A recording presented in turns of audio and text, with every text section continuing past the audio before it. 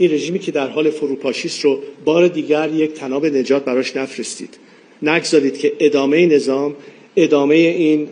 درگیری، ادامه این جنگ، ادامه تخریب کشورمون باشه. این یک فرصت طلایی است که اکنون دنیا داره و از هر زمان دیگری این فرصت برای همیهنانمون پیش اومده که تا به حال بر علیه رژیم بسیار سرکوبگر بایستی مقابله می‌کردن، ولی الان ابزار سرکوب رژیم تقریبا دیگه از بین رفته و این بهترین فرصته.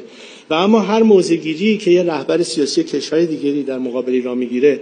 بر اساس این هستش که ما همیشه گفتیم که تعیین سرنوشت و تکلیف آینده به دست مردم ایران خواهد بود. ما توقع نداریم از اینکه یک دولت خارجی بیاد و تعیین تکلیف بکنه برای ما. ما تنها چیزی که از اونها انتظار داریم این هستش که بدونن که جنگ اصلی ما با رژیمی است که مشکل رو نه تنها در مقابل مردم خودش ایجاد کرده بلکه برای جهان و از بین رفتن نظام هم به سود مردم ایران هست هم به سود جهان.